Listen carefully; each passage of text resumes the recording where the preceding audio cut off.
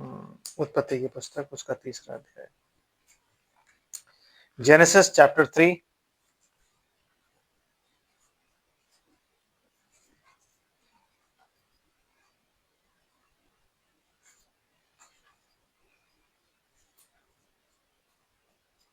और आदम ने, मैं 20 आयत आपके सामने पढ़ रहा हूँ, 3रा अध्याय 20 आयत।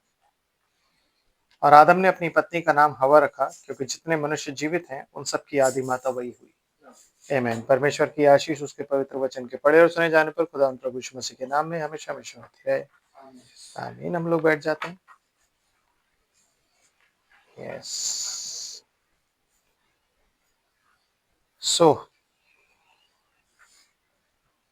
बाइबल हमें क्या बताती है?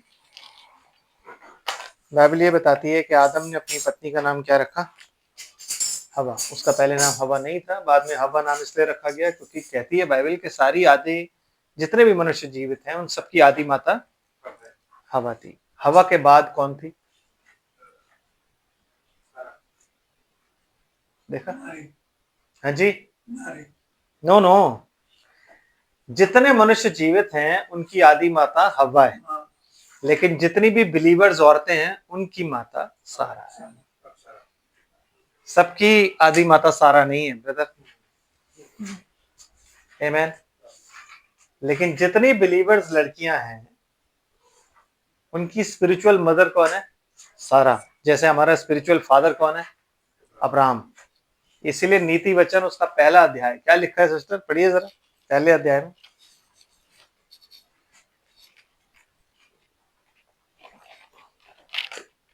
नीति वचन उसका पहला अध्याय। दाऊद के पुत्र इज़राइल के राजा सुलेमान के नीति वचन, इनके द्वारा पढ़ने वाला बुद्धि और शिक्षा प्राप्त करे। मतलब अगर हम जेनेसिस चैप्टर 3 एक्सप्लेन कर रहे हैं तो उसको एक्सप्लेन करने के लिए आपको किन चीजों की जरूरत पड़ेगी? नीति वचन। कह रहे हैं इनके द्वारा पढ़ने वाला क्या प्राप्त करे? बुद्धि और शिक्षा। बुद्धि और शिक्षा प्राप्त करे और समझ की बातें समझे। और समझ की बातें समझे। जी। और आगे? और काम करने में प्रवीणता। हाँ जी।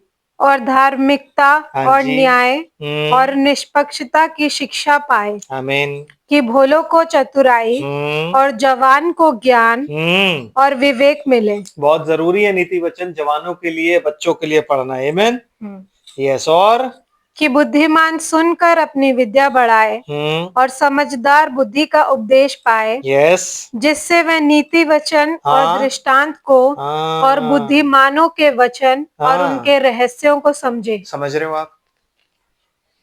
इसीलिए जब हम बात करते हैं औरत की और जब हम व्यभिचार की बात करते हैं तो मैंने नीति वचन 30 उठा के आपको बोला था कि व्यभिचारिणी स्त्री कैसी होती है कि वो कुकर्म करने के बाद अपना मुंह पोंछती है और कहती है मैंने तो कुछ अनर्थ काम नहीं किया।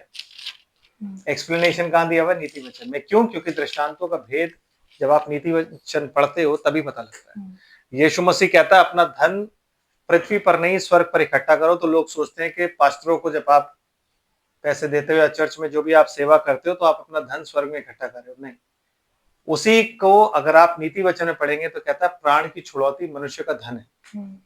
तो जितनी सोल्स आप बचाते हो वो सोल सारी की सारी जो होती हैं वो प्राण की छुड़ौती होती हैं और वो ही आपका धन है जो वहां इकट्ठा होता है और वो एक हीरे के रूप में आपके ताज में जड़ा जाएगा।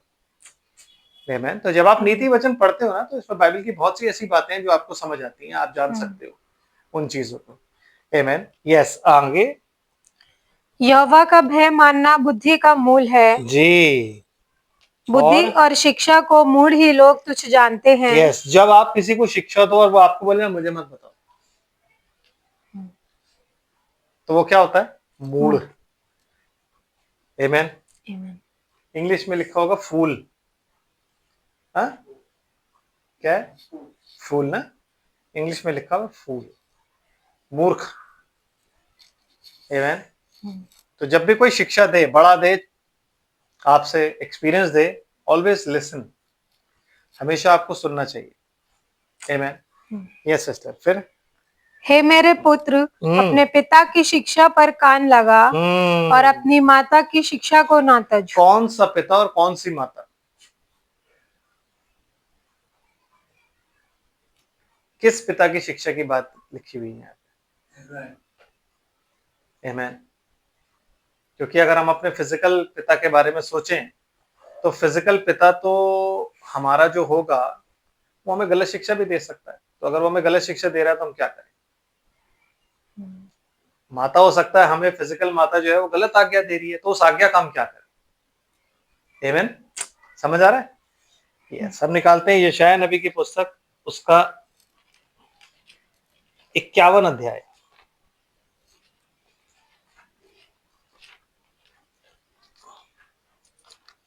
यशायाह नबी की पुस्तक उसका 51।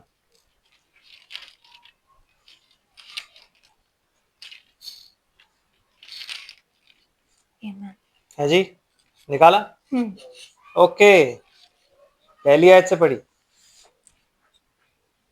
हे धार्मिकता पर चलने वालों, हे यहोवा को ढूंढने वालों, कान लगाकर मेरी सुनो। ये लोग कौन है? ये लोग इजरायली नहीं है। ये हर वो व्यक्ति है जो परमेश्वर के वचन पर विश्वास करके उसको ढूंढने के लिए चलता है। तो इसमें अन्य जातियां शामिल है। आमेन। अन्य जातियां इसमें शामिल है। समझ आ रहा है? यस। तो वो अन्य जातियों क्या कह रहा है कि धार्मिकता की बातें, धार्मिकता को ढूंढने वालों, और हे यहोवा के ढूंढने वालों, कान लगाकर मेरी सुनो। जिस चट्टान में से तुम खोदे गए, और जिस खदान में से तुम निकाले गए, कौन है ये? वही लोग हैं जिनको यूहन्ना बपतिस्मा देने वाला कहता है कि ये वो लोग हैं कि जो परमेश्वर चाहे तो इन पत्थरों से संतान उत्पन्न कर सकता है। हम एक ही चट्टान से निकाले गए हैं, वो चट्टान मसीह है। आमीन। हम उस खानी में से खोदे गए हैं जो मसीह कहलाता है। आमीन। हम वो लोग हैं जो उस चट्टान में थे और दिख नहीं रहे थे, चट्टान ही दिख रही थी, लेकिन जब मसीह मरा तो हम उसमें से निकल निकल के बाहर आए। तो कौन है ये ब्राइड है। आमीन। यस। अगली लाइन क्या कहती है? अपने मूल पुरुष अब्राहम और अपनी माता सारा पर ध्यान करो। बस, आगे हम नहीं पढ़ेंगे। तो क्या कहता है? अपने मूल पुरुष अब्राहम और अपनी माता सारा पर ध्यान करो। मतलब हमारा जो फिजिकल, हमारा जो स्पिरिचुअल बाप है वो कौन है? अब्राहम। और हमारी जो स्पिरिचुअल माता है वो कौन है? सारा। इसलिए पतरस क्या लिखता है कि सारा की तुम बेटियां ठहरोगी अगर इसी तरीके से तुम अपना व्यवहार रखोगी। आमीन। क्योंकि पुराने नियम में, पुराने समय में सारी स्त्रियां सारा को अपना आइडल मानती थी। तो आज के युग में हर एक लड़की को अपना आइडल सारा, रिबका, इन लोग को मानना चाहिए। समझ रहे? रूथ, ये होते हैं आइडल। समझ रहे? तो उनके बारे में पढ़ के हमें जानना चाहिए कि आखिर वो कैसी होती थी, क्योंकि वो परमेश्वर का भय रखती थी। इसीलिए बाइबल में उनको इंक्लूड किया गया, बिकॉज बाइबल ना औरतों को इंक्लूड नहीं करती। जितनी भी जीनोलॉजीज होती हैं उनमें औरतें नहीं होती, but still there are some women.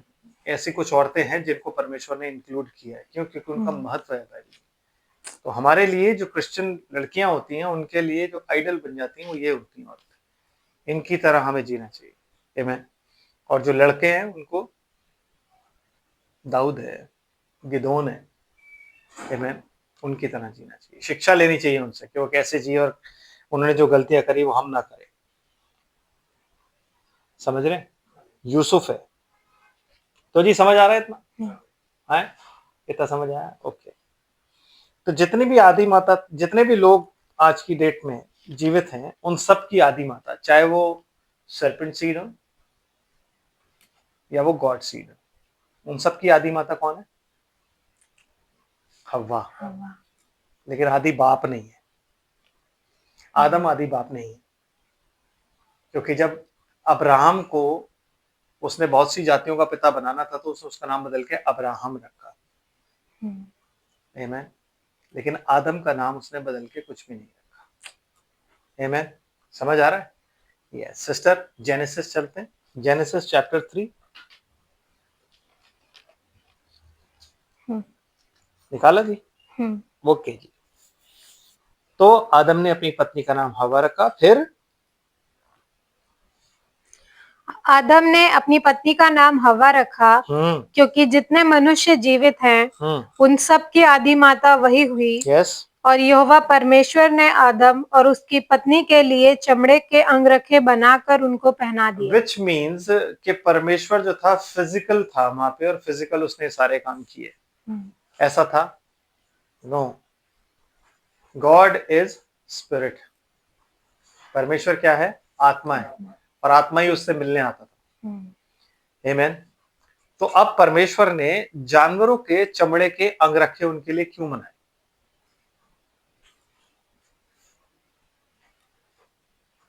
आप समझ रहे हैं? पाप जब आया, मैंने क्या बोला था? खून का पलटा खुदा खून लेगा, बाइबल में लिखा है। आंख का पलटा आंख, दांत का पलटा दांत, ठीक है ना? तो अगर पाप खून से आया तो छुटकारा भी खून से ही होगा। अगर पाप सेब से आता तो छुटकारा अंजीर से होता या जैतून से होता। आमीन, है कि नहीं?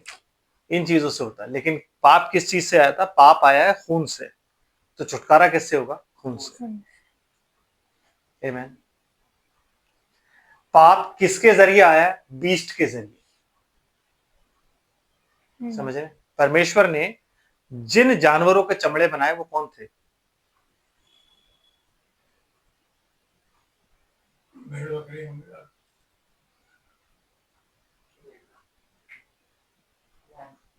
घोड़े के? शेर के? नहीं, क्योंकि अगर आप बाइबल पढ़ते हैं तो आपको ये बात मालूम होनी चाहिए। तो यीशु मसीह को क्या बोला जाता था? ये है परमेश्वर का मेमना। आज जिन्होंने प्रभु यीशु मसीह के नाम में बपतिस्मा लिया है, बाइबल कहती है उन्होंने मसीह को पहन लिया। मतलब आज हम जो पहने हुए हैं वो किसको पहने हुए हैं? मसीह को। मतलब हमने मसीह की देह को धारण कर लिया है अगर हम मसीह में पाए जाते हैं। ठीक है ना? कलीसिया क्या है? मसीह की देह। आमीन। तो जब परमेश्वर ने वहां पे आदम को बोला, बलि, आदम ने बलि किए थे, परमेश्वर ने बलि नहीं किए। नो नो,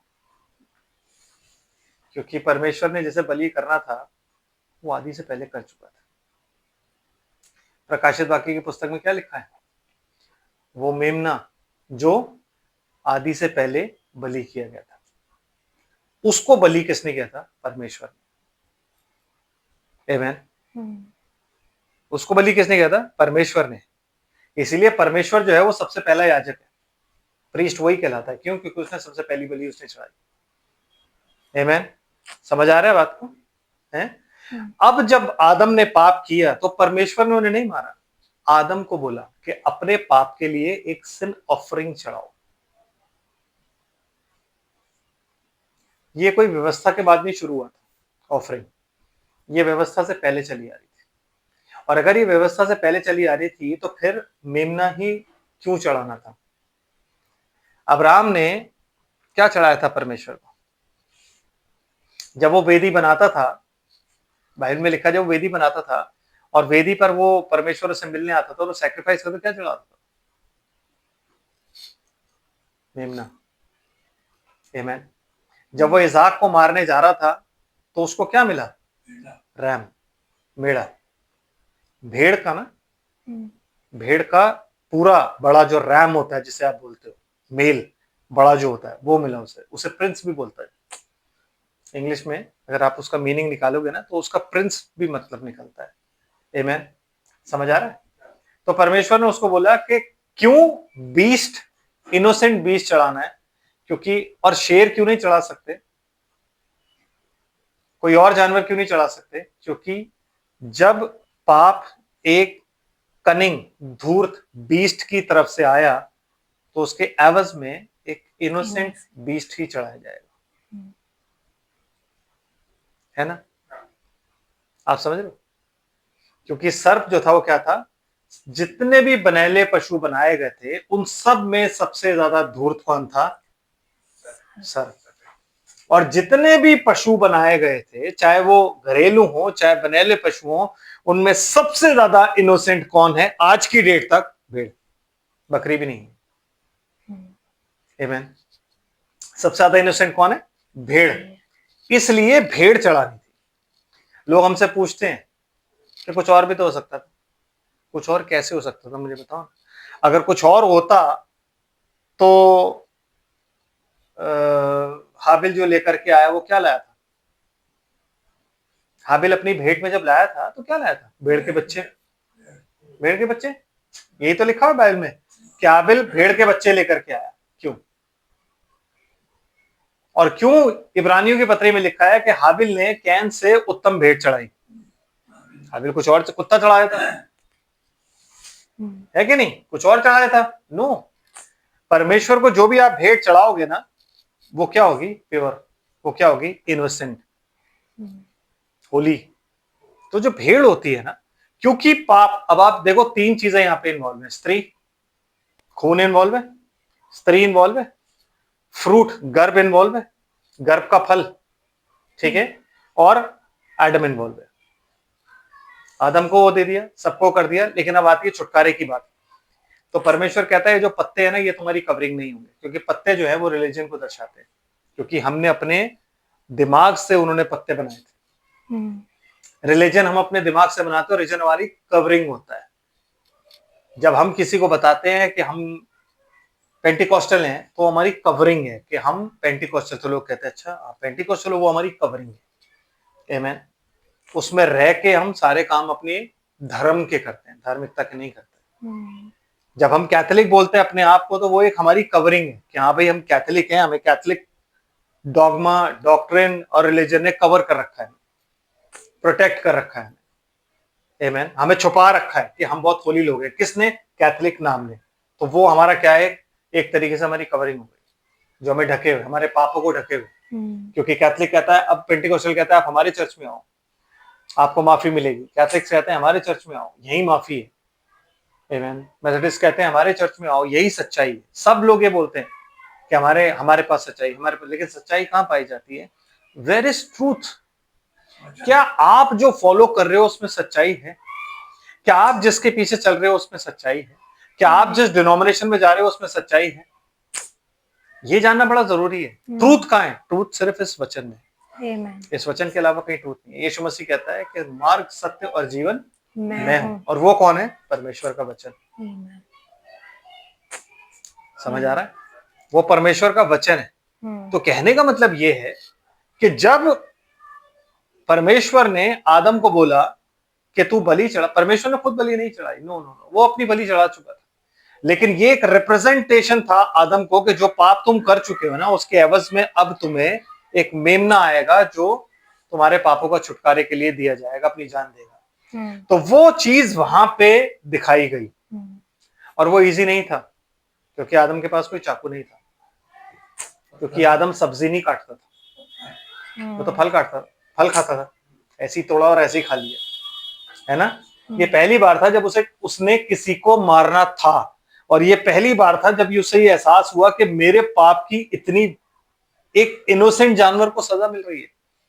जब उसने उसको वेदी पर लेटाया और वेदी पर लेटाकर और उसको पत्थर से उसके गले को कुचला, उसने यहां से काटा और उसमें से खून निकला और आदम पर पड़ा, और हवा भी वहीं खड़ी हुई थी। तो आदम को तब पता लगा और हवा को तब पता लगा हमने गुनाह क्या किया, कि हमारे गुनाह की वजह से एक इनोसेंट जानवर मरा है, और अब एक इनोसेंट व्यक्ति आएगा, एक मसीह आएगा जो आके हमारे लिए जान देगा। आमीन। समझ रहे हो आप? तो खुदा को खुद जान देनी थी उनके लिए, लेकिन खुदा स्पिरिट है, वो मर नहीं सकता, तो उसने अपने लिए एक देन तैयार की और आके उसने जान दी। इसलिए कहता है परमेश्वर यीशु मसीह में मनुष्य जाति के साथ अपना रिश्ता कायम कर रहा है। परमेश्वर कायम कर रहा है। आमीन। यही वजह थी। और वो रिश्ता कायम करने का तरीका क्या था? खून। जब वो परमेश्वर का खून जो कि यीशु मसीह में था, जब वो हमें पाया जाता है, तो हमारा रिश्ता एक ही हो जाता है। इसलिए कहता है जो बचाता है और जो बचाए जाते हैं दोनों एक ही मूल के हैं। तो यीशु मसीह ने हमें बचाया और हम बचाए गए, तो हम दोनों एक ही मूल के, हम सब क्या है? एक ही मूल के। आमीन। इसलिए वो हमें भाई कहलाने से भी नहीं लजाता, इसलिए वो हमें भाई कहता है। आमीन। और कहता है कि मैं अपने पिता के सामने इन लोगों का नाम मान लूंगा कि ये मेरे भाई हैं। आमीन। समझ आ रहा है आपको? हाँ। तो आदम को खुदा ने ये बोला कि चलो भाई अब तुम कवरिंग नहीं चाहिए, रिलीजन नहीं चाहिए, no. What you need is revelation, कि तुमने जो पाप किया है उसका छुटकारा क्या है। तो पाप खून के जरिए आया, तो छुटकारा भी खून है, पत्ते नहीं है, क्योंकि तुमने फल नहीं खाया। तो लोगों को ये बताने की जरूरत नहीं है कि तुमने फल खाया। आमीन। क्योंकि अगर पेड़ से फल तोड़ के खाया तो पत्ते लगा सकते हो, नो, लेकिन तुमने खून का इस्तेमाल किया है। तो पाप का जो प्रायश्चित है वो भी खून ही। तो तब क्या हुआ, जब ये बात हुई तो आदम ने किसे चढ़ाया? मेमना। क्योंकि परमेश्वर ने हाबिल को कभी मेमना चढ़ाने के लिए नहीं बोला था।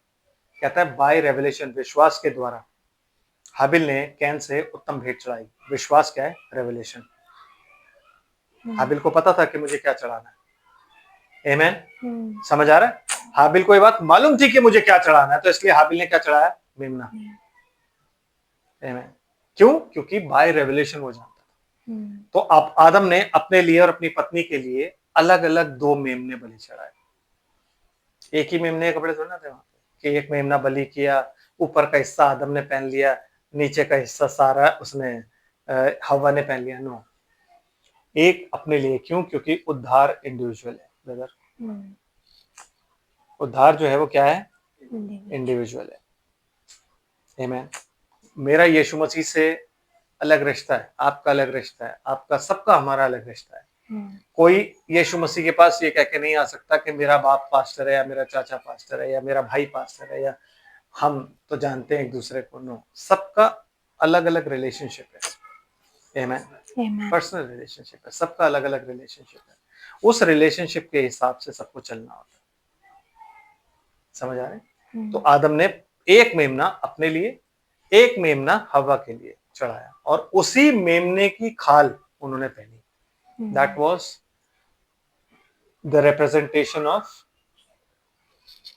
जीसस क्राइस्ट, जिसको बपतिस्मे के बाद हम लोग पहन लेते हैं। इसीलिए हम मसीह को पहनने के बाद अपने पापों से धुल जाते हैं ब्रदर। उस वक्त तो पाप धुल नहीं रहे थे, उस वक्त तो पाप के औरतें ढक रहे। जो लहू था वो पापों को ढक रहा था, धो नहीं रहा था। लेकिन जब आप मसीह में आते हो तो आपके पाप धुल जाते हैं और आप श्वेत हो जाते हो। आमीन।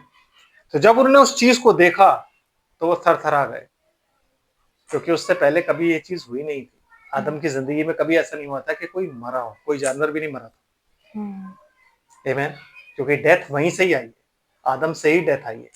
तो सबसे पहले स्पिरिचुअली आदम और हवा मरे, फिजिकली भी, क्योंकि उसने बोला उसी दिन तुम मर जाओगे। तो जैसे ही वो परमेश्वर की प्रेजेंस से बाहर निकले, उस पद से गिरे, they are dead, separation from God. तो स्पिरिचुअली वो लोग क्या हो गए? डेड हो गए। और दूसरी जो डेथ देखी उन्होंने, वो देखी इनोसेंट लैम की। और जब वो मर रहा था और जोर जोर से चिल्ला रहा था ना, जब वो, तो वो आदम से बर्दाश्त नहीं हो रहा था कि मैंने क्या कर दिया, ये हमने क्या कर दिया। हवा से ही बर्दाश्त नहीं हो रहा था। आमीन। तो उनने वो कपड़े पहने, और वो कपड़े पहन के परमेश्वर ने बोला अब ये खाल तुम पहनो। अगर आपको लगता है कि उन्होंने खाल पहले धोई होगी, कि नहीं नहीं, खाल में से खून है, इसको धो दो, पहले धो धा के इसका अच्छे कपड़े कोट बना के पहनो। नो ब्रदर, ऐसे ही खाल उन्होंने पहनी। आमीन। कैसे पहनी? खाल यूं तो नहीं उतारी होगी ना, खाल को बीच में से चीर के पूरा निकाला होगा, हाथ डाल डाल के, जैसे आज आप देखते हो निकाल के, और वो खाल फिर ऐसे करके पूरी ऊपर से नीचे तक पहन के वो पूरा कोट टाइप्स बन गया होगा, और फिर उसे बांध दिया होगा। ये थे कपड़े जो उन लोगों ने पहने थे। समझ रहे हो आप? ये कपड़े पहन के उनको क्या किया परमेश्वर ने? बोला कि अब तुम मेरी प्रेजेंस से चले जाओ, मेरी प्लेजर से तुम बाहर निकल जाओ। आमीन। जब भी हम कोई पाप करते हैं, इसलिए कहता है आत्मा हमसे निकल के ना दूर बैठ जाता है जब तक हम लोग रिपेंट नहीं करते। आत्मा बाहर निकलता है, रोता है, और जैसे हम रिपेंट करते हैं वो हमारे पास आ जाता है। आमीन। इसलिए रिपेंटेंस होना बहुत जरूरी है। डेविड में रिपेंटेंस का आत्मा था, वो बहुत जरूरी चीज होती है कि रिपेंट आप कर रहे हो अपने पाप के लिए, और करते रहो। बाइबल कहती है जो अपने पाप को बहुत बड़ा बना के दिखाता है ना, परमेश्वर उसके वो पाप भी जो उसको याद नहीं है ना, भूल, उनको भी माफ कर देता है। और जो अपने पाप को छुपाता है, तो बाइबल कहती है कि फिर उसकी प्रार्थनाएं सुनी नहीं जाती, चाहे कुछ भी हो जाए। तो अपने पाप को छुपाना कभी नहीं, अपने पाप को हमेशा बताना है, सबको नहीं, परमेश्वर को, कि हाँ मैंने ये पाप किया है, हाँ मुझसे गलती हुई है। मैं जानता हूँ ये, पर तू क्षमा करने वाला परमेश्वर है, मैं क्षमा कर। आमीन। तो परमेश्वर ने उनको एक प्रोवाइडेड वे दिया आदम और हवा को, कि यही प्रोवाइडेड वे है भाई। अब जो एंट्री है वो खून से है, बिना खून के एंट्री नहीं है, और बिना खून के छुटकारा नहीं। अभी तक उन लोगों को पता नहीं था हमने क्या किया है, लेकिन अब उन्हें पता लग गया कि यार हमने जो किया है ना, उसका छुटकारा सिर्फ खून से है। तो इसको कहते हैं गॉड्स प्रोवाइडेड वे। कभी आप भाई ब्रनम का मैसेज पढ़े तो आपको पता लग जाएगा। तो वो उसका प्रोवाइडेड वे क्या था? ब्लड। आमीन। ब्लड था। क्यों? क्योंकि ब्लड में लाइफ होती है, और लाइफ ही उन्होंने खोई थी, और लाइफ ही उन्हें चाहिए थी। तो वो लाइफ किसके द्वारा हमें मिली? प्रभु यीशु मसीह के द्वारा।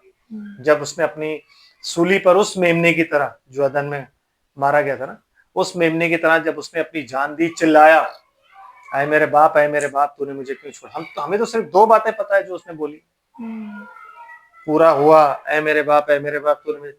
वो कितना करा रहा होगा और कितना चिल्ला रहा होगा, हमें क्या पता, जिस तरीके की उसकी कंडीशन थी। बाइबल कहती है जाड़े के दिन थे और वो लोग हाथ कांप रहे थे। मतलब ऑलमोस्ट दिसंबर, जनवरी, इस टाइम की बात, उस टाइम की बात। ठंड या तो आई थी या अभी जा ही रही थी। आमीन। और ठंड बहुत ज्यादा थी, और उस ठंड में उसको जब मार पड़ी और घाव हुए तो कितना दर्द हो रहा होगा। और उस दर्द में जब वो करा रहा होगा तो वो कराहट कैसी होगी। हमें 2 चीजें पता है, लेकिन पता नहीं वो कितना कराया होगा। बिल्कुल वैसे ही जैसे मेमना कराता है। आप चाकू से उसका गला एकदम से कर दोगे ना तो वो आसान होता है, कि आपने चाकू से कर दिया, एक बार में कट गया और उसके बाद उसको छोड़ दिया, खून निकल रहा है। लेकिन जब आप उसे पत्थर से मार रहे हो ना, तो ब्रदर वो बड़ी, मतलब उसके लिए नहीं, आपके लिए भी बड़ी प्रॉब्लम हो जाती है। आपके लिए भी प्रॉब्लम है, क्योंकि सबसे पहले तो आपको नोकीला पत्थर चाहिए। तो परमेश्वर ने कहा कि जा मेमने लेकर के आ। तो आदम को नहीं पता था। आदम कह रहा क्यों? कहता लेके आओ ना। लेके आया। बोला अब नोकीला पत्थर लेके आ। फिर वो नोकीला पत्थर भी लेकर के आया। आमीन। क्या करना है? कह रहे इसको बलि कर, वेदी बना, वेदी बनाए। फिर बोला इसको बलि कर। बलि कैसे करूं प्रभु? उसने तब बताया बलि ऐसे करना, यहां मारना है, यहां मार मार के उसका खून निकालना, और पूरा खून निकालना है। और जब तक खून नहीं निकलेगा, आपको पता है, जब तक खून नहीं निकला तब तक आदम जो था वो पेड़ पर बैठा रहा, क्योंकि वो तो तड़प तड़प के भागना शुरू कर देगी, क्या नहीं? तो जब वो बैठा हुआ है, उसने एक तरफ से गर्दन पकड़ रखी है, एक तरफ से एक हाथ पकड़ रखा, और पैरों पे बैठा हुआ है पीछे वाले, तो खून जो निकल रहा है वो कहां जा रहा है? उसके ऊपर, उसके ऊपर लग रहा है। वही चीज यीशु मसीह की है, कि जब आप उसके लहू के छींटे अपने ऊपर लेते हो ना, तब आपके पाप धुलते हैं। और वो चीज उससे बर्दाश्त नहीं होती, वो रो रहा था। He was crying. Amen. क्योंकि उसको पता लग गया था कि ना मेरी वजह से डेथ आ गई। He was crying. Eve was crying. हवा को भी रोना आ रहा था, उसको भी पता था कि मेरे से बहुत बड़ी गलती हो गई। Amen. लेकिन ये परमेश्वर की एक योजना थी, कि परमेश्वर को पास ऑन होना था। तो अगर वो नहीं गिरते तो वो पास ऑन नहीं होता। तो उन्होंने परमेश्वर की योजना को ही नवे पूरा किया। Amen. फिर क्या होता है सिस्टर? फिर यहोवा परमेश्वर ने कहा, मनुष्य भले बुरे का ज्ञान पाकर हम में से एक के समान हो गया है। किस में से एक के समान हो गया? आमीन। 2 लोग थे जिनके पास भले और बुरे ज्ञान का नॉलेज थी। एक था परमेश्वर, और दूसरा कौन था? तो जब सर्प ने उससे बोला कि जिस दिन तुम इस पेड़ का फल खाओगे तो परमेश्वर जानता है कि तुम उसके समान हो जाओगे, तो क्या खाने के बाद वो परमेश्वर के समान हुए या शैतान के समान हुए? यही झूठ बोला था उसने, यही झूठ था उसका, क्योंकि वो परमेश्वर के समान नहीं है। नो, परमेश्वर ने उनको गॉड ठहरा रखा था, और वहां से वो गिर गए, और गिरने के बाद वो किसके समान हो गए? एडवर्सरी। क्यों? क्योंकि उन्होंने वचन का विरोध किया। आमीन। जैसे शैतान ने पाप किया, वैसे ही मनुष्य ने भी क्या किया? पाप कर दिया। पाप क्या होता है? परमेश्वर के वचन पर अविश्वास करना। तो उन्होंने भी परमेश्वर के वचन पर अविश्वास किया। तो कहता अब परमेश्वर भले और बुरे का ज्ञान पाकर हम में से एक के समान हो गया है। आमीन। हम में से एक के समान मतलब तेरे समान हो गया। आमीन। इसीलिए उद्धार की जरूरत अब मनुष्य को है। अगर आप परमेश्वर के समान हो जाते वो दोनों, फिर तो कोई टेंशन ही नहीं थी, है कि नहीं? फिर तो यीशु मसीह की भी कोई जरूरत नहीं थी। लेकिन किसके समान हो गए हैं? शैतान के समान। कैटेगरी हमारी कैसी हो गई? वैसी। इसीलिए मौत हमारे लेखे में लिखी हुई थी, बीच में यीशु मसीह आ गया, हम बच गए। यस, नहीं तो मौत हमारे लेखे में, हमारे माथे पे लिखी हुई थी। लेकिन वो यीशु मसीह आया, उसने उसमें लहू से उन सारी चीजों को धोया और अपना जीवन हमें दे दिया ताकि हम जीवित रहें। आमीन। यस, आगे क्या कह रहा है सिस्टर? इसलिए अब ऐसा ना हो कि वह हाथ बढ़ाकर जीवन के वृक्ष का फल भी तोड़ के खा ले। क्यों? और सदा जीवित और रहे। सदा जीवित रहे। मतलब ये मनुष्य कर सकता था, ये मनुष्य कर सकता था कि नहीं? हाँ, यस, कर सकता था। कहता नहीं, अब प्रोवाइडेड वे जो है वो ब्लड है। अब उसे रुकना पड़ेगा। कितने साल के लिए? लगभग 4000 साल के लिए। 4000 साल बाद जब यीशु आएगा, वो अपना खून देगा और उसके खून से छुटकारा होगा, तब तक उन्हें रुकना पड़ेगा। तो अब वो जीवन के वृक्ष में से नहीं खा सकता। नो। अब जितनी भी वो रेवलेशन की बातें, वो क्या हो गई? बंद। आमीन। वो बंद हो गई। उन बातों को क्या कर दिया गया? सील। वो सारी बातें सील कर दी गई। इसलिए बाइबल ये नहीं समझ पाते लोग कि भाग्यदन में क्या हुआ है, क्योंकि परमेश्वर ने खुद ही सील करी है। आमीन। इसलिए परमेश्वर, जब भी हम नॉलेज एक्वायर करते हैं ना, मैंने हमेशा ही बोला ना, जब भी हम नॉलेज एक्वायर करते हैं ना, कुछ भी नॉलेज हम गेन करते हैं ना, तो वो नॉलेज गेन करने के बाद हम परमेश्वर से एक कदम दूर हो जाते हैं, क्योंकि हर एक नॉलेज हमें पाप की तरफ ले जाती है, मौत की तरफ ले जाती है। अगर तुबल कैन ने क्या बनाए थे? लोहे के औजार। उसने लोहा इजाद किया था, तो उसने लोहा जब इजाद किया तो उसने क्या बनाया? हथियार, है ना? साइंस में एटम जब लोगों ने इजाद किए तो क्या बनाए? एटम। उन्हें बोला एटम हमने एनर्जी के लिए इजाद किए कि हम इससे एनर्जी डेवलप करेंगे। लेकिन डेवलप क्या किया? Atom bombs, nuclear bombs. Phone develop किए गए थे हमारी सहूलियत के लिए, लेकिन आज फोन क्या हो गया? हमारी जान को जहमत हो गई, है ना? मीडिया डेवलप किया गया था हमारे लिए कि हम नॉलेज गेन करें, लेकिन आज मीडिया ही जो है वो सबसे ज्यादा करप्ट हो चुका है। उसके जरिए लोग बर्बाद हो रहे हैं, लोग मर रहे हैं। आमीन। तो जितने आप नॉलेज गेन करते जाते हो ना, आप खुदा से उतना ही देर होते जाते हो। जितने भी साइंटिस्ट हैं, ऑलमोस्ट, मैं ये नहीं कहूंगा सारे, बट ऑलमोस्ट परमेश्वर को नहीं मानते, एथिस्ट होते हैं। स्टीवन हॉकिंस को देख लो, खुद उस पर रेड़े पे घूमता रहता था अब्दुल की तरह, लेकिन वो क्या कहता था? परमेश्वर नहीं है। अभी ऊपर जाके उसको पता लग गया होगा परमेश्वर है या नहीं। वो कह रहा होगा एक मौका और दे दो मेरे को, बस। आमीन। इतनी बुरी हालत के बाद भी वो कहता था परमेश्वर। उसकी फ्रस्ट्रेशन थी क्योंकि वो ठीक नहीं हुआ था। शायद उसने भी कभी दुआ करी होगी, खुदा ने उसको नहीं ठीक किया, इसलिए वो खुंदक खा गया। हो सकता है, मैं पक्का नहीं कर रहा, थ्योरी मुझे मालूम नहीं, but yes, it could be. तो उसने ये डिसाइड किया कि मैं ये प्रूफ करूंगा खुदा नहीं है, सब कुछ बिग बैंग से हुआ है। तो बिग बैंग किसने किया भाई? बिग बैंग भी तो कोई करेगा कि बिग बैंग अपने आप ही हो जाएगा। आमीन। Who created God? नोबडी। क्योंकि इससे पहले कि वो गॉड हो, he was Elohim, self existing, जो खुद ही एग्जिस्टेंस में आया है, वो खुदा है। वो कब से हम नहीं जानते, उसके बाद सारी चीजें। गॉड भी वो उसके बाद बना है। The time he created heavens and the earth, he became God. जैसे उसने स्वर्ग और स्वर्गदूत बनाए, वो खुदा बन गया। क्योंकि तब से जो स्वर्गदूत थे वो उसको एडमायर, अडोर करने लग गए, उसकी प्रेज करने लग गए, एंड ही बिकेम गॉड। आमीन। समझ रहे हैं बात को? तो यही चीजें लोगों को नहीं पता, इसीलिए लोग जो हैं वो आजकल साइंस के पीछे पड़े। आज की डेट में ह्यूमन और एनिमल, जो बंदर और आदमी है, उसके बीच का लिंक ढूंढे जा रहे हैं, हमको नहीं मिल रहा। हम तो लिंक बता रहे हैं और हमारी बात को सच नहीं मान रहे। हम बता रहे हैं, हमारी बात को सच नहीं मान रहे, लेकिन लिंक ढूंढ रहे हैं। आमीन। वो एक ऐसा ऑब्जेक्ट, गॉड ऑब्जेक्ट हमारे अंदर ढूंढ रहे हैं, गॉड पार्टिकल हमारे अंदर ढूंढ रहे हैं, जिससे कि हम लोग ये पता लग जाए कि 1000 साल तक कैसे जीते थे। और गॉड पार्टिकल हमारे अंदर है, हमारे डीएनए में पाया जाता है। हम सबके डीएनए में कुछ लिखा हुआ है और वो परमेश्वर ने अपना नाम लिखा हुआ है, जो जो उसके हैं। आमीन। इसीलिए कोई भी चीज हमारे पास आने से डरती है, क्योंकि वो डीएनए जो है ना, वो रोकता है।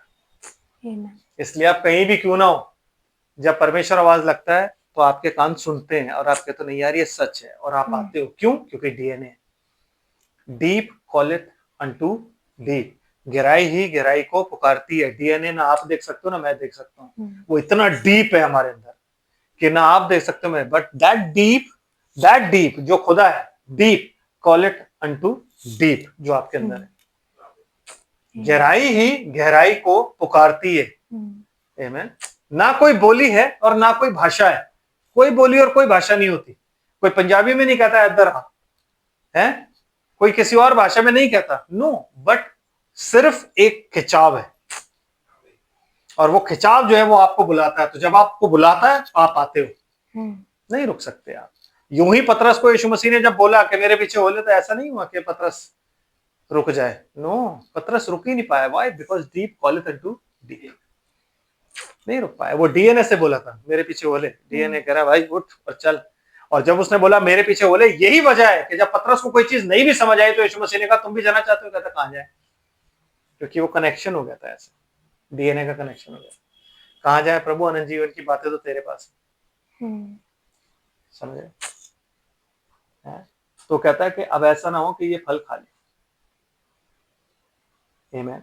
निम्रोद ने कोशिश की थी परमेश्वर को स्वर्ग पर से लाने की, हिलाने की कोशिश नहीं है। नो, कोई ऐसा टावर नहीं है जो स्वर्ग तक बनाया गया। बना सकता कोई टावर स्वर्ग तक? आप मुझे बताओ, ऑक्सीजन तो है नहीं आधे में जाने पर, और स्वर्ग कहाँ है आपको और मुझे क्या पता?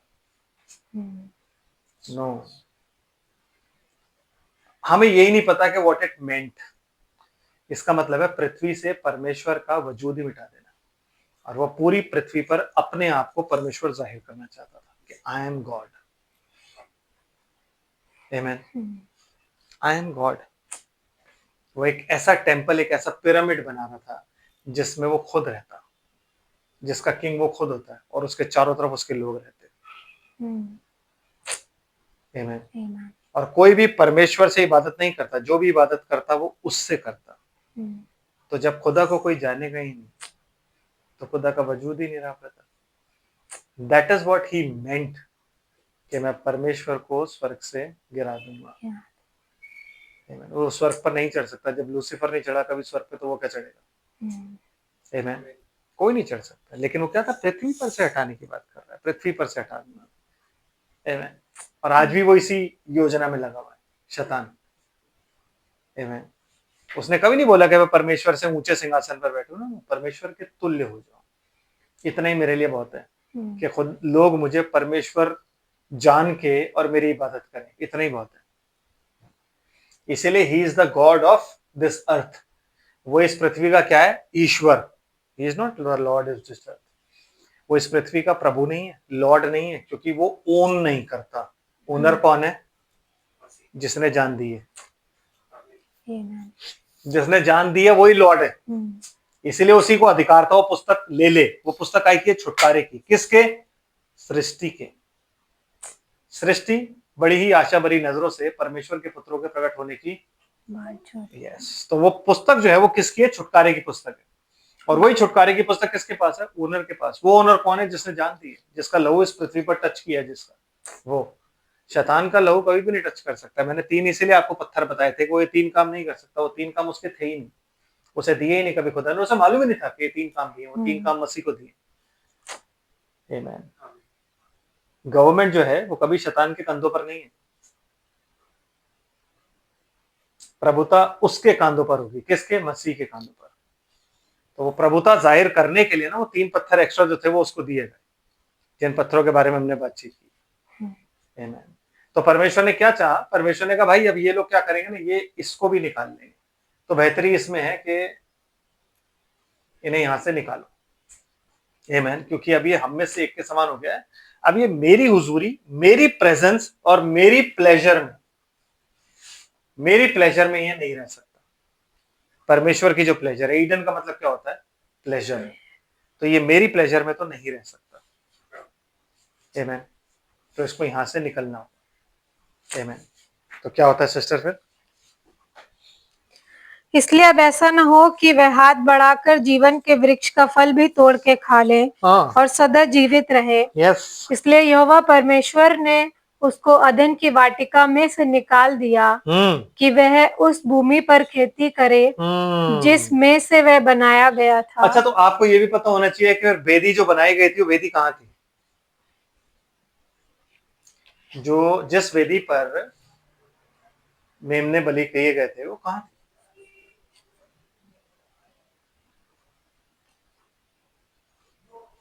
वो अदन में नहीं थी, अदन के गेट पे थी।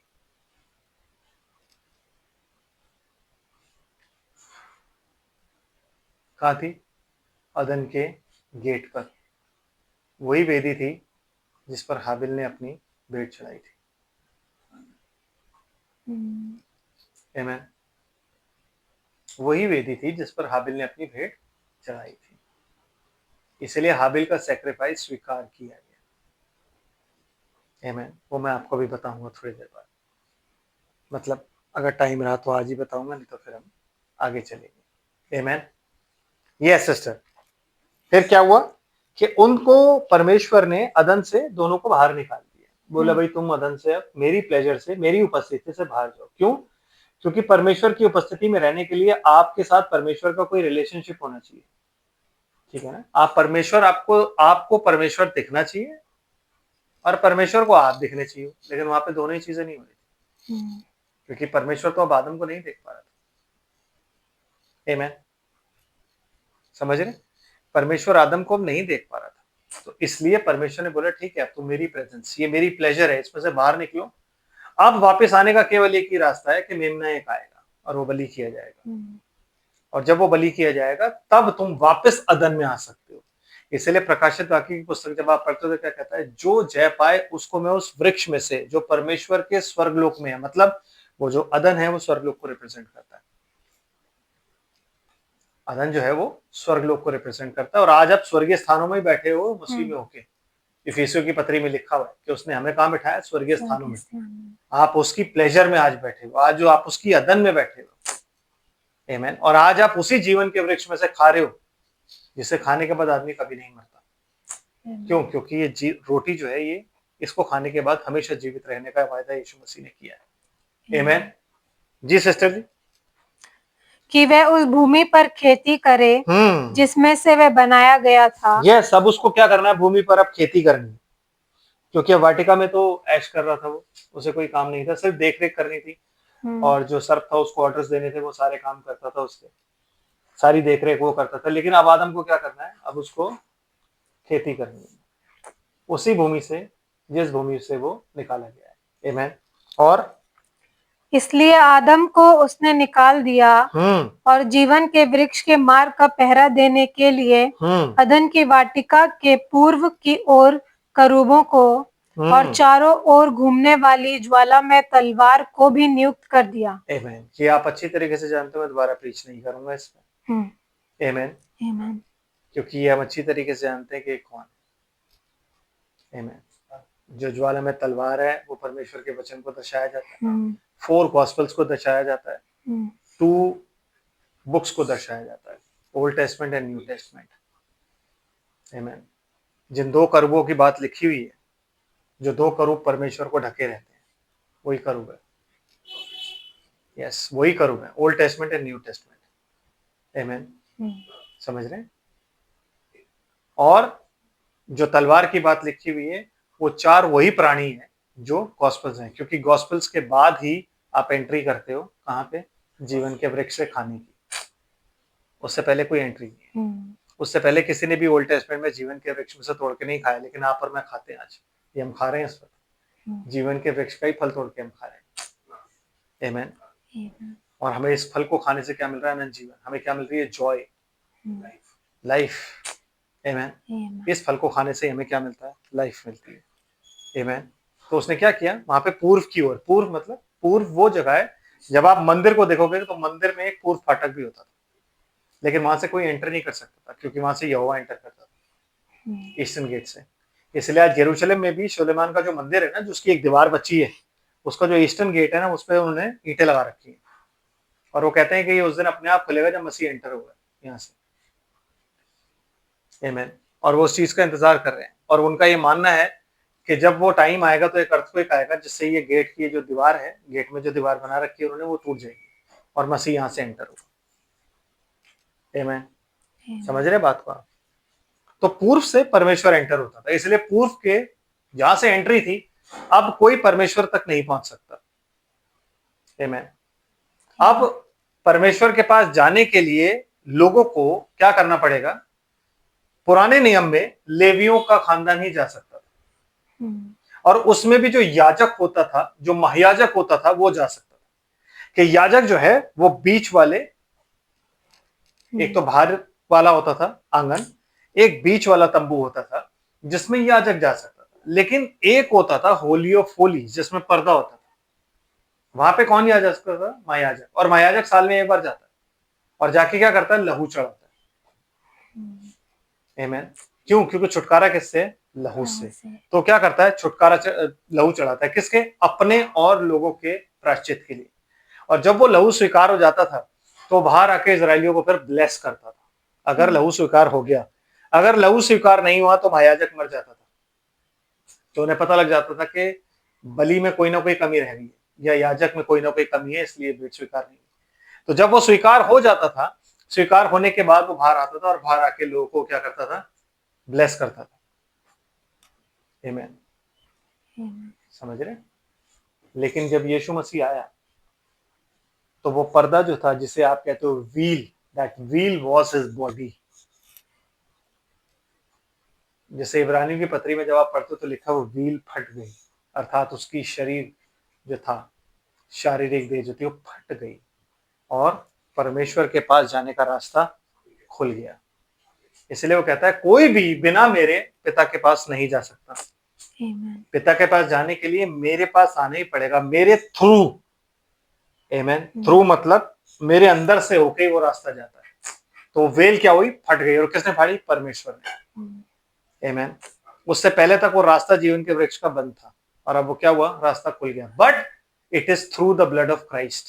तो इसलिए आप प्रभु यीशु मसीह के नाम में अगर बपतिस्मा नहीं लेते हो तो आप उस पेड़ को कभी नहीं खा सकते। आप चाहे एड़ी चोटी का जोर लगा लो, मैं कह रहा हूं, चाहे कुछ भी, किसी भी चर्च के क्यों ना हो, किसी भी चर्च के क्यों ना हो, लेकिन अगर आपने यीशु मसीह के नाम में बपतिस्मा नहीं लिया हुआ है तो आप उस पेड़ को टच भी नहीं कर सकते। आप होली ऑफ होलीज में जा ही नहीं सकते, आप मर जाओगे। नदाब और अबीहू गए थे ना ऊपरी हवा लेके, वो ऊपरी हवा कह रहा हूं, ऊपरी आग लेके। ऊपरी आग का मतलब क्या है? आमीन। वो अपनी बुद्धि से परमेश्वर की सेवा करना चाहते थे। और यीशु मसीह क्या कहता है? तुम होठों से मेरा नाम लेते हो, मन दूर है, क्योंकि मनुष्य की विद्याओं को धर्मोपदेश करके। तो वो उनकी अपनी थिंकिंग थी कि let's worship God this way. तो यू कैन नॉट। आमीन। आप परमेश्वर की इबादत अपने तरीके से नहीं कर सकते। अगर आप इस वचन के अनुसार इबादत नहीं कर रहे ना, तो इबादत परमेश्वर को ग्रहण योग्य नहीं है। इसलिए परमेश्वर ने क्या किया? उन दोनों को मार दिया। यही वजह थी। आमीन।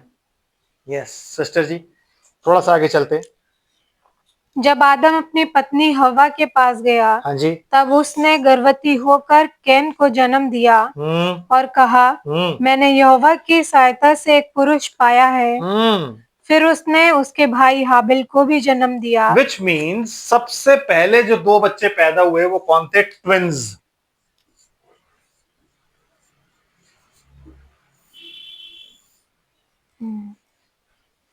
आमीन। क्योंकि आदम अपनी पत्नी के पास एक बार गया, दो बच्चे पैदा हुए। ठीक है जी, यही लिखा है। फिर आदम अपनी पत्नी के पास गया, उसने एक बच्चा पैदा किया और उसका नाम क्या लिखा उसने? कैन। कैन का मतलब क्या होता है? कैन का मतलब जब आप बाइबल पढ़ते हो या स्ट्रॉन्ग्स डिक्शनरी जब खोलते हो तो उसमें लिखा होता है अक्वायर्ड। अक्वायर्ड मतलब किसी चीज को पाना, किसी चीज को लेना जो आपकी ना हो, उसको आप ले रहे हो। आमीन। समझ रहे हो? तो उसका नाम क्या रखा उसने? कैन। और उसने क्या बोला कि मैंने परमेश्वर की सहायता से एक मनुष्य को पाया है। ब्रदर, लाइफ कोई भी क्यों ना हो, लाइफ गिवर कौन है? खुदा। उसके अलावा कोई लाइफ गिवर क्या है? आमेन। आज की डेट में कोई भी बच्चा पैदा हो, शैतान बच्चा पैदा नहीं कर सकता। कर सकता है? कर सकता है? नो। हर एक लाइफ जो है वो परमेश्वर के पास से ही आती है। And by his foreknowledge he knows कौन बचेगा और कौन नहीं बचेगा। बड़ी अच्छी बात ब्रदर ब्रनम कहते हैं खुदा की विल तो ये है कि वो दुष्ट के मरने से भी प्रसन्न नहीं होता, वो तो चाहता सब बच जाए, शैतान भी बचे, वो भी अब रिपेंट कर ले और बच जाए विल के according. He his will is कि हर कोई बचाया जाए, इसीलिए उसने अपना इकलौता पुत्र किसे दे दिया? जगत को, ताकि जो कोई उस पर ईमान रखे। मतलब उसने अपना इकलौता पुत्र अपनी विल के अकॉर्डिंग दे दिया कि यार सब बचे।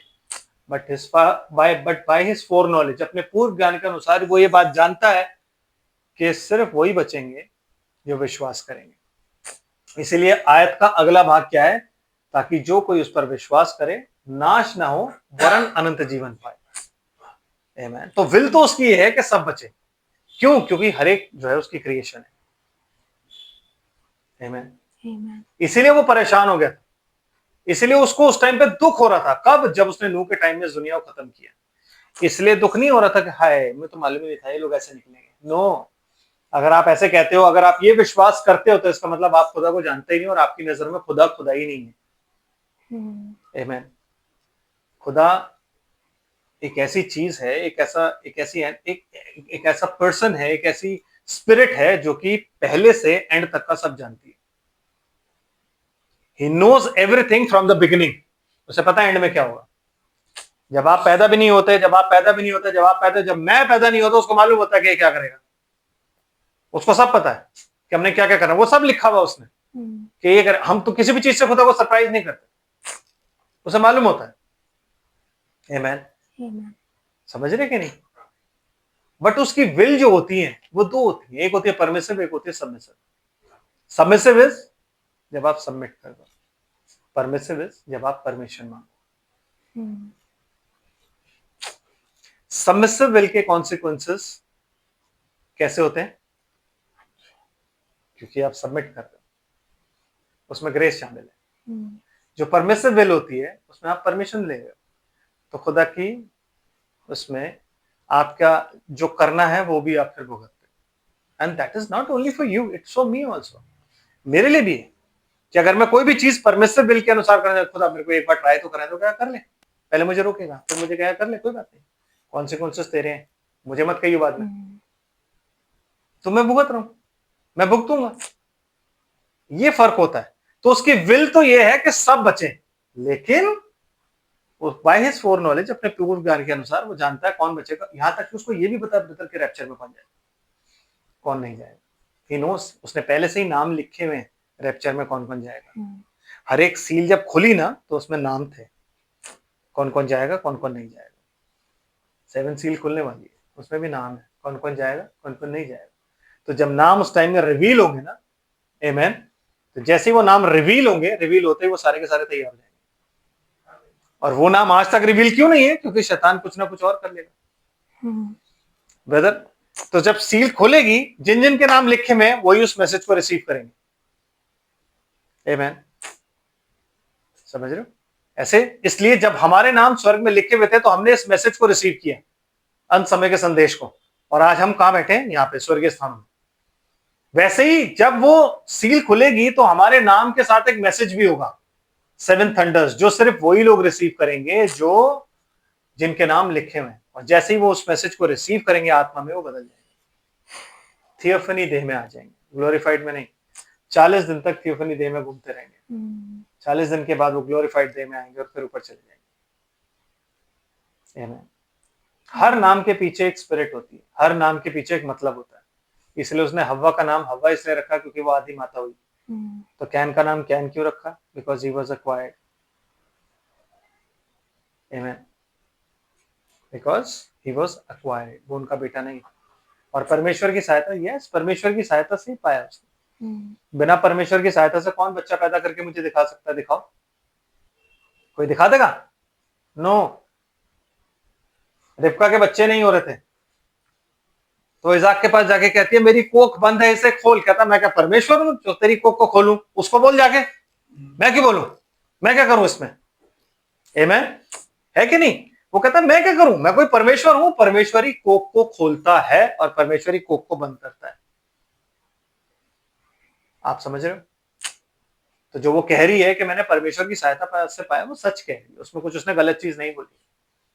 परमेश्वर की सहायता से ही पाया, क्योंकि लाइफ गिवर जो है वो सिर्फ गॉड है।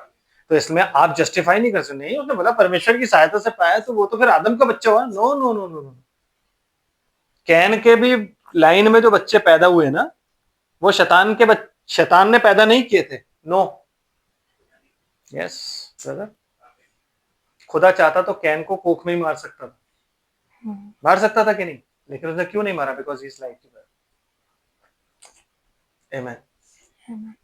ठीक है जी, समझ आ रहा है? चॉइसेस हमारी होती है, वो हमें लाइफ ही देता है। आमेन। फिर दूसरा बच्चा जो पैदा हुआ कौन था? हाबिल। इसलिए मैंने आपको रोमियो 9 अध्याय पढ़ाया था, क्योंकि इन दोनों ट्विंस के बाद जो दूसरे ट्विंस पैदा हुए हैं वो एसाऊ और याकूब थे। और वहां पे क्या लिखा हुआ है? रोमियो की पत्री 9 अध्याय से सर आज पढ़ दीजिए जरा प्लीज, ताकि ठीक से समझ आ जाए। 9 अध्याय 10 आयत थी शायद, जहां तक मेरा ख्याल है। और केवल यही नहीं, परंतु जब रिबका भी एक से मतलब मेंशन कर रहा है पौलुस जोर देके कि रिबका भी जब एक से हमारे पिता इज़हाक से गर्भवती थी, अर्थात हमारे पिता इज़हाक से गर्भवती, एक ही से थी। और उसके पेट में कौन से बच्चे थे? जुड़वा बच्चे, वैसे ही जैसे हव्वा के पेट में जुड़वा बच्चे थे, लेकिन हव्वा एक से नहीं थी। यस, इजरायली जानते हैं इस कहानी को, सिर्फ जेंटाइल नहीं जानते। इसलिए जेंटाइल बात बात पे यूं बोल देते हैं ये तो विलियम ब्रैनम की थिंकिंग थी। नहीं भैया, विलियम ब्रैनम की नहीं है, बाइबल की थिंकिंग है। वरना सरपेंट सीड कहां से आया? Why do you call it a serpent seed? Amen, है कि नहीं? सरपेंट सीड कहां से आया? वरना सीड का मतलब होता है कि उस सीड की ना कहीं पैदाइश है। यस, कहीं ना कहीं जीन है, इसलिए वो सरपेंट सीड बोला जाता है। आमेन। Yes sister please. नहीं, इसको थोड़ा सा आगे बढ़ दो। और अभी तक ना तो बालक जन्मे थे, हाँ, और ना उन्होंने कुछ भला या बुरा किया था। हाँ, इसलिए कि परमेश्वर की मनसा जो उसके चुन लेने के अनुसार है, हाँ जी, कर्मों के कारण नहीं। कर्मों के कारण नहीं होती, बस वो चुन लेने के अनुसार चलता है। आमेन, समझ रहे बात को? यस, तो जो भी उसकी मनसा होगी वो इलेक्शन पे होगी। आपको अगर इलेक्ट कर लिया, एक बार कर लिया, अब आप इधर जाओ या उधर जाओ, रास्ते पे मार मार के अपने आप लाएगा, लेकिन इलेक्टेड हो। आमेन। इसलिए कई बार क्या होता है, कोई इंसान बैकस्लाइड भी हो जाता है, 5 साल 6 साल 10 साल बैकस्लाइड फिर आ गया, क्यों? क्योंकि इलेक्टेड है ना। पढ़ाओ पुत्र भी तो बैकस्लाइड हो गया था, बट ही वाज इलेक्टेड, इसलिए वो रिपेंट करने आया। और बड़ा भाई जो था वो खुंदक में था। अब डिनोमिनेशन की टीचिंग है कि बड़ा भाई भी देखो फ्रस्ट्रेशन में था, बड़ा ईमानदार था, बड़ा ये था, बड़ा वो था। आमेन। लेकिन बड़े भाई के पास होली गोस्ट नहीं था, छोटे भाई के पास होली गोस्ट था। क्योंकि बड़े भाई के पास अगर होली गोस्ट होता तो सबसे पहली चीज जो होली गोस्ट आपके अंदर लाता वो क्या होता है? प्यार। तो वो अपने भाई से प्यार नहीं करता, इसलिए वो खुंदक खा गया अपने भाई को देख के, सब कुछ उड़ा के आ गया, अब मेरा भी हिस्सा ले जाएगा, मेरे बाप ने कभी मुझे कुछ दिया नहीं, मैं ईमानदारी से। ही वॉज, वो ईसाऊ की तरह था, बहुत अच्छा, अपने बाप की टेक केयर करने वाला, ओबीडियंट, हर चीज थी, लेकिन होली गोस्ट नहीं था। भैया होली गोस्ट और ये दो चीजें अलग अलग होती है। अगर आप सोचो ना एक ही है, नो नो, अलग अलग होती है। होली गोस्ट जिसके अंदर होता है वो बैकस्लाइड भी वही बैकस्लाइड होगा, क्यों? क्योंकि शैतान उसी को पकड़ेगा कि इसको करना है। आमेन। ओबीडियंस आपको जो जो जो मॉरल है ना, मॉरल आपको कभी भी खुदा के पास नहीं पहुंचाएगा। नो, अगर पहुंचाता तो आप लॉ में ही होते। आज स्पिरिट में आपको क्या मिला हुआ? फ्रीडम, है ना। स्पिरिट में आपको खुदा ने फ्रीडम क्यों दिया है? क्योंकि खुदा आपको जज करना चाहता है। Choice is yours, choice is mine. हमारी अपनी अपनी चॉइसेस है, तो खुदा हमें जज करता है वैसे फ्रीडम देके। तो जब आत्मा हमें कटोचता है, जैसे उसको कटोचा, तो वो रिपेंट करने के लिए आगे वापस। आमेन। लेकिन क्या यहूदा ने रिपेंट किया? उसने आत्महत्या कर ली। बट पतरस रिपेंटेंस में ही रहा। वो अपने घर जाके पड़ गया कि मेरे से बहुत बुरा काम हुआ। इसलिए यीशु मसीह ने जब 3 बार उससे पूछा, 2 बार तो उसने जोश में आंसर दे दिया, तीसरी बार वो समझ गया तो कहता है, प्रभु क्यों तू मेरी बेइज्जती कर रहा है, तू तो जानता है कि मैं तुझसे प्यार करता हूँ। आमीन, है कि नहीं? और जेन्युइनली प्यार करता था, ऐसी बात नहीं है नहीं करता था। भैया वो मार देख के तो कोई भी आदमी मना कर देगा, मैं होता तो मैं भी मना कर देता। जिस तरीके से वो मार रहे थे ना उसको, मैं भी मना करता था कि मैं भी नहीं जानता भाई इसको किसी भी हालत में। यस, बिकॉज उसको ह्यूमन नेचर था। हम सबका एक ह्यूमन नेचर होता है और हम सबकी एक आत्मा होती है। इसलिए यीशु मसीह में कहता है कि तुम प्रार्थना करो, जागते रहो, ताकि तुम परीक्षा में ना पड़ो, क्योंकि परीक्षा हमेशा फ्लैश की होती है, स्पिरिट की परीक्षा नहीं होती ब्रदर। हम अगर फ्लैश की परीक्षा को स्पिरिट से ओवरकम नहीं करेंगे तो हम नीचे रहेंगे। आमीन, समझ आ रहा है? यस सिस्टर, फिर क्या कहता है? परंतु बुलाने वाले के कारण है बनी रहे। बस अब आप वापस जेनेसिस पे आ जाइए। मेन मकसद क्या है कि आपको यह बताना है कि भाई ट्विंस, जेनेसिस में 2 जगह ट्विंस हुए हैं, एक कैन और हाबिल और दूसरे एसाव और जेकब। लेकिन फर्क क्या था? जो एसाव और जेकब थे वो एक ही से, अर्थात इसाक से, हमारे पिता इसाक से। लेकिन कैन और हाबिल एक ही से नहीं थे। अभी धीरे धीरे आगे चलते हैं, हम सब कुछ सीखेंगे उसके बारे में। आमीन, यस सिस्टर। फिर उसने उसके भाई हाबिल को भी जन्म दिया।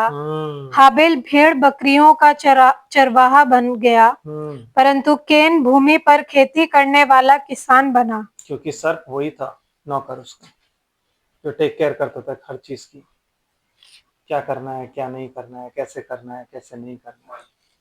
नहीं, माली तो यीशु मसीह हो गया ब्रदर। नो, माली वॉज आदम। पहला आदम भी माली था, दूसरा आदम भी माली था। आमीन, बाप का। आमीन, वो नौकर था, सर्वेंट था वो। आमीन, तो वो किसी भी हालत में भेड़ बकरियां नहीं रख सकता। भेड़ बकरियों से प्यार किसको होगा? जिसको पता है कि छुटकारा इन्हीं से है, जिसको पता है कि मेरी वजह से कौन मरा, इनोसेंट। और इनोसेंट कौन है? भेड़ बकरी। आमीन, है कि नहीं?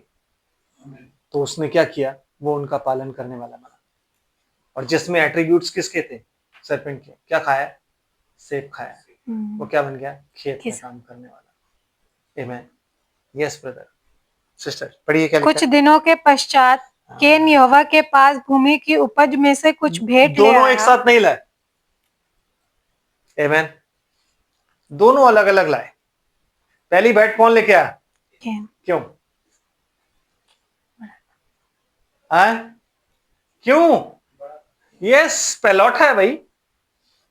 भाई माँ बाप की नजर में पहलौठा है, बट परमेश्वर जानता है ना अच्छी तरीके से कि पहलौठा कौन है। आमीन, यहां से आगे अब हम संडे को चलेंगे, क्योंकि यहां से आगे एक पूरा सब्जेक्ट हो जाएगा वो बलि का, बात का, क्यों स्वीकार नहीं करी इसका, और हर चीज का। तो वो मैं संडे को आप लोग को आगे ले चलूंगा। आज हम यहीं पे रुकेंगे। आमीन, इसके एवज में क्वेश्चंस अगर आए तो प्लीज आप लोग शेयर कर सकते हैं। अगर आपको समझ आ गया तो खुदा आपको आशीष बरकत दे। आगे थोड़ा सा पढ़ के आए ताकि हम जाने कि क्यों कैन पेड़ पौधे लाया, फल लेकर के आया, और क्यों हाबिल खून लेकर के आया। आमीन, इस चीज को हम डिस्कस करेंगे ऑन संडे, प्रभु के आत्मा के द्वारा, जैसे परमेश्वर हमारी अगुवाई करता है। हम प्रार्थना करते हैं। स्वर्ग और पृथ्वी के मालिक, तेरा धन्यवाद है सारी आशीष और बरकतों के लिए मेरे परमेश्वर। तेरे प्रेम, तेरी दया, तेरी करुणा के लिए धन्यवाद है। तेरी भलाइयों के लिए धन्यवाद है। आज के इस दिन के लिए धन्यवाद।